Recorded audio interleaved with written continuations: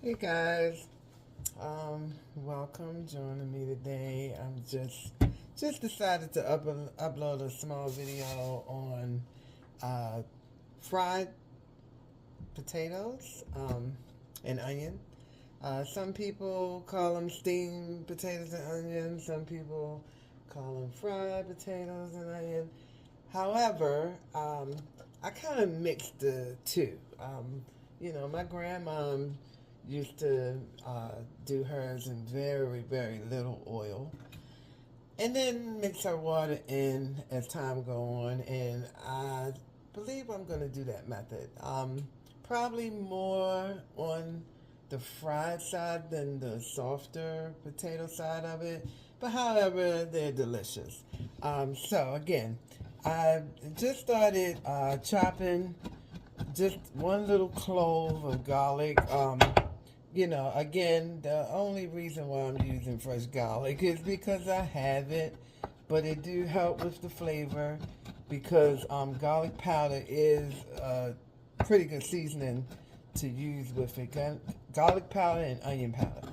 So if you don't have fresh herbs, you definitely want to have those two to kind of amp up your flavor. But onion is a plus. Now I have a piece of this is a whole onion, but a yellow onion. I just put a piece of that, and then I'm gonna use the rest of this red onion. And again, the red onion is just again to give you a little more sweetness. You don't have to, chop it small. It can be choppy. It can be sliced, or what's that term they use, julienne or whatever.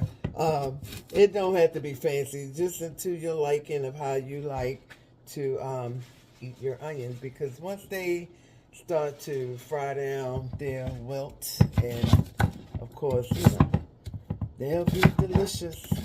So, what I do, I'm going to take some of the onion and, put them in the pan and let them begin to fry down. But I'm going to add some a little later. So you'll have kind of a mixture of onion coming in there. And again, that's just so that the flavor can start, but at the same time, you don't want all the flavor to be gone. So that's why I like to save some for later, because the ones that I put in earlier get, the potatoes flavored really good. And then I'll put some more in there so they won't be so wilted out. But yet you can still, eat it. I'm not a big onion person. Like, I just don't do a lot of vegetables and things. But when it comes to flavor and cooking, nothing gives it up like onion. Let's just be honest. So, sometimes I use Yukon potatoes for this, but I actually had some baby red potatoes that I actually want to use. Again, they're really sweet. Cook pretty good, and then easier peel, because you don't really have to peel them. You can just cut through the skin and go for it. So what I'm gonna do is I'm gonna put these onions to the side in a pan until I get ready for them, and I'm gonna dice up the potatoes really quick and get those going. And I have the garlic here on the side, and just like I said, just a clove. I don't want it overpowering with garlic, but again, it's flavor. Now, these potatoes, they're small, as you can see, red, but I'm gonna slice them. Watch your fingers when you're cutting. Kind of just let the knife do the work. And then, once I get these all diced up, Now I'm going to show you how much oil that I start off with in the pan, because I don't like greasy food. If you're looking for a greasy cook, I'm not one. It's not that healthy for you, and it makes your stomach hurt. I have not had indigestion in years when I stopped, cooking a lot of fried foods and greasy foods. And some people think, even when they fry chicken, I remember my grandma used to fry chicken in a little teeny bit of grease. And she's the only one that seemed to have been able to do that, because every time I did it or I saw somebody else do it, it's almost like it absorbs the chicken or the meat or whatever you're frying, absorbs all the grease and becomes more greasy with just a little bit of grease, opposed to deep frying that actually, fries it and it seems like the grease just move away from it. So yeah, it's amazing the science behind that. So I'm gonna show you. I'm using a stainless steel pan. I could have pulled out the cast iron, but I didn't do cast iron because number one, it's pretty big, the one that I had, and number two, I did not have a lid to fit it. So again, I'm going to be using this cast iron. It actually has a lid that fits in perfect. It's a set. And it's important that you have a lid for the pan that you want to start, because it's, it's going to be important to smothering the potatoes so, they can steam. Okay? So, again, I'm going to make I'll cut a little extra, set these over in the pan so I can cut up some more. And while the oil is heating, you can use, I'm using vegetable oil. You want a high smoke content. I don't prefer using olive oil. Suppose that you can. But to me, olive oil absorbs really, really quickly, and before you know it, your potatoes will be sticking to the pan. So again, I use vegetable oil.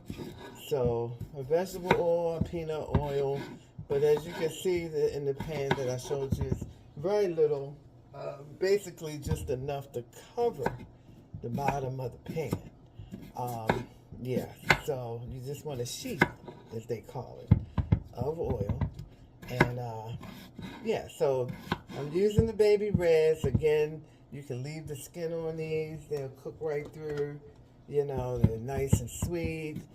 Yukon Golds are good too. You can do russets, however you want to pronounce it. Almost any potato would work for this.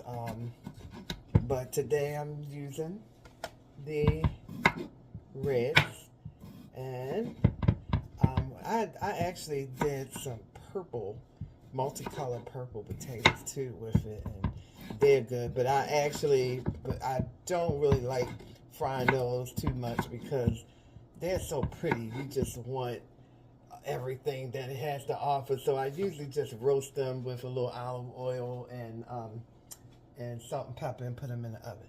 Okay, so now what I'm gonna do is I'm not gonna add the garlic right now because I don't want the garlic to burn. So what I'm gonna do is I'm gonna dump a couple of these onions in the grease, and I'm sure you can hear that sizzle. See?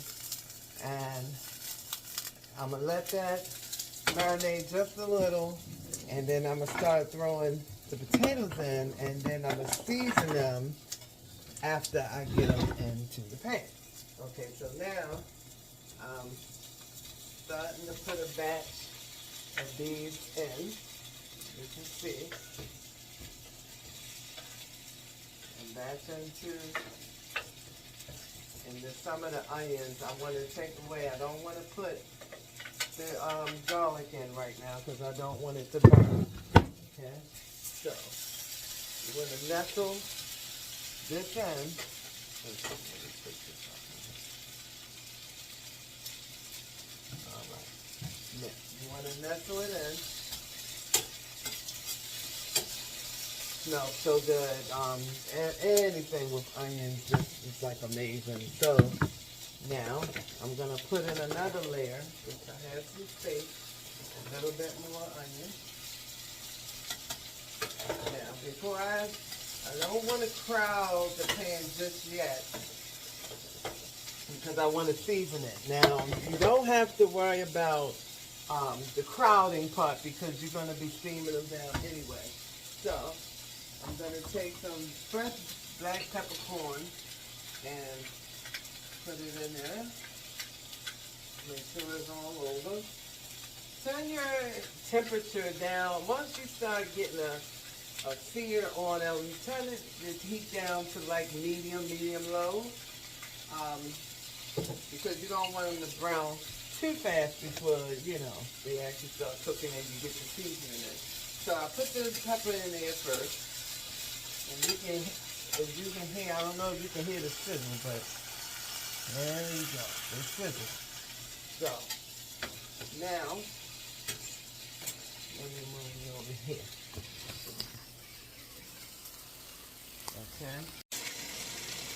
Okay, sorry about that. I lost connection, people chiming in, and it makes me lose my recording for some reason.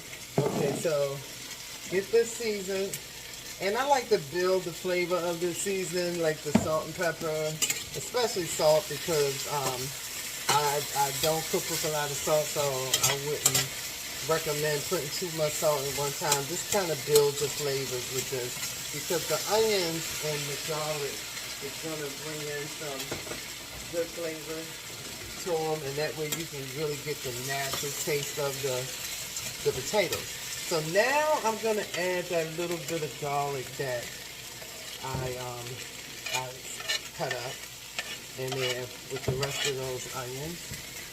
And now I'm going to add a couple more onions. So remember I said I put some in earlier so it can start to give the flavor to those potatoes that went in first.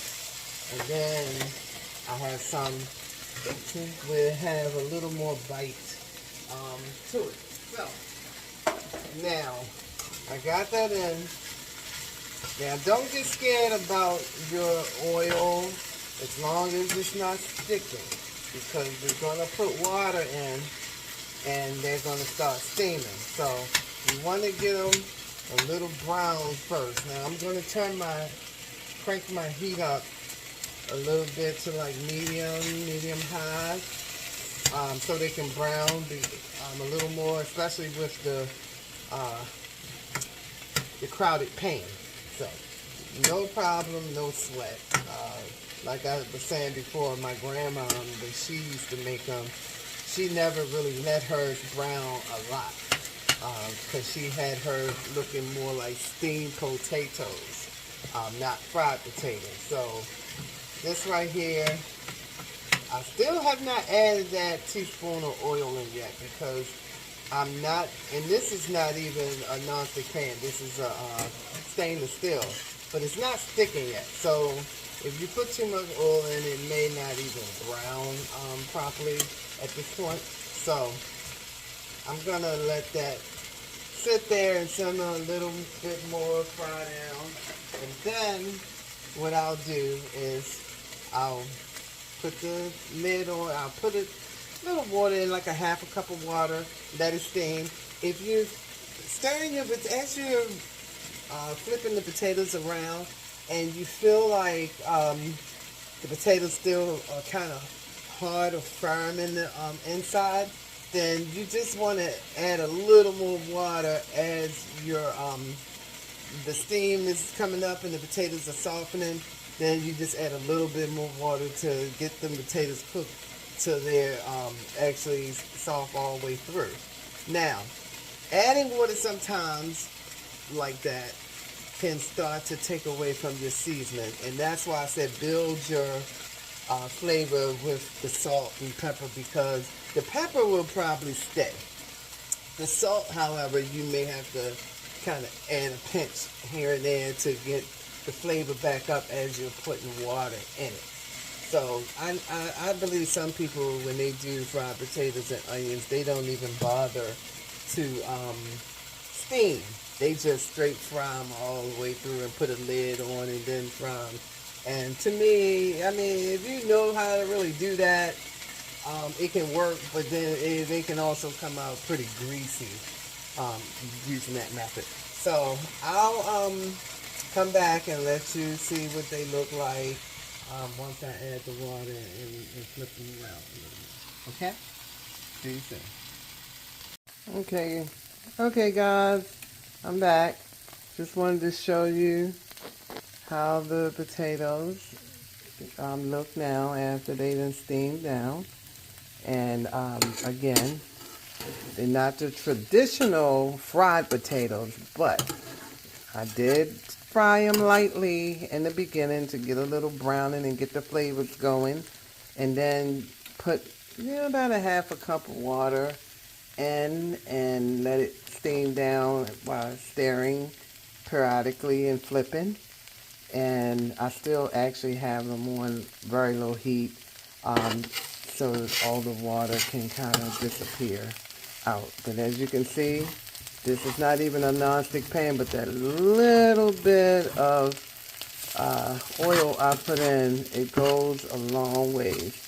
And I left the skins on the baby reds, and I took a little bit of paprika to garnish it, and we're done. They're soft all the way through, but not mushy, so you still have a little bite to it, but they're done. All right, have a good day. Bye-bye.